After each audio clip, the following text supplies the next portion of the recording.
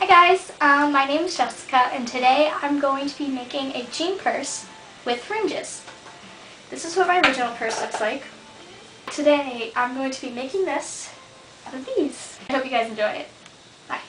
For my tutorial, you will be needing a pair of old jeans, fabric scissors, sharps, fabric scissors, thread, and an old t-shirt for lining fabric, sewing machine.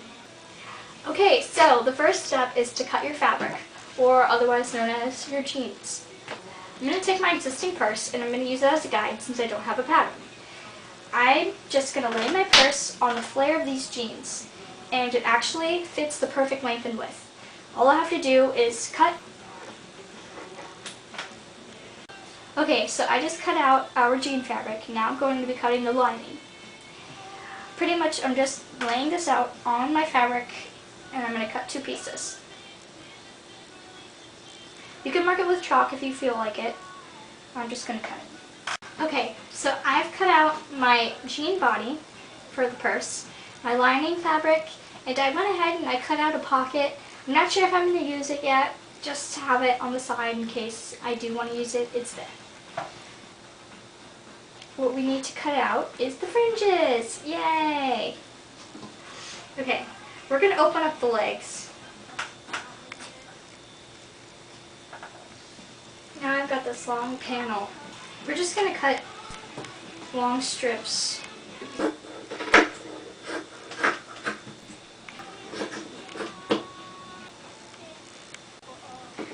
Now I have my 6 strips. 3 for the front and 3 for the back.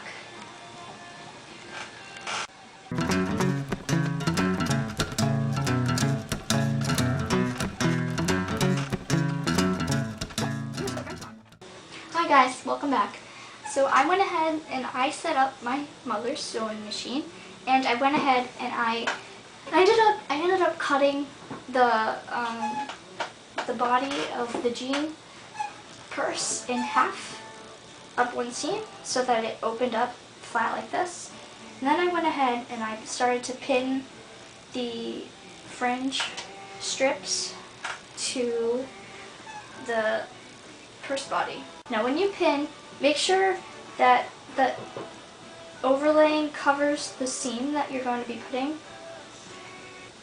So now what I'm going to do is I'm going to go ahead and sew the top of the first one, the top. So I've gone ahead and I've sewn all of these panels on. There's no pins left. So now, the fun part, cutting the individual fringes. I'm really thinking about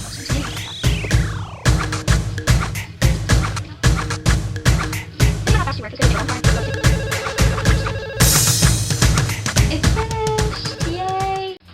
Your fringes are really easy.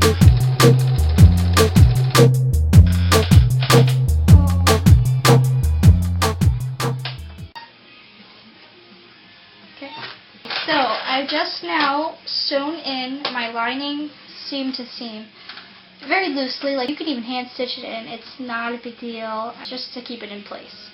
Now what I'm going to do now, we'll see it here. Now why did I do that? Because when you have your purse closed, I just wanted to give it a finished edge. Stitch these two together along the seam here.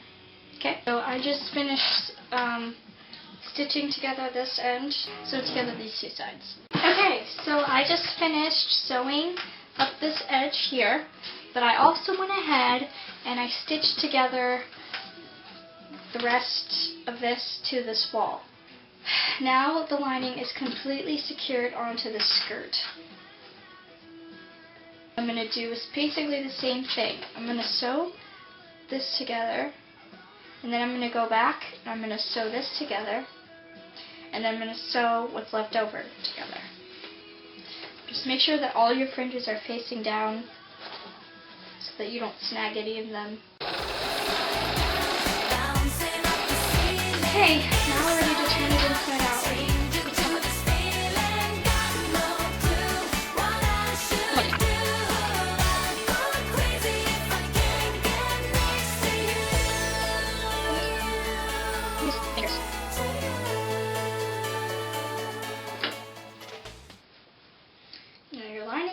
attached on all 4 walls. Or 3, sorry, 3. Okay, so I just attached my 2 last panels onto the last side. Yeah, so now I just have to cut them. So it'll look like this. Okay. Thanks, John.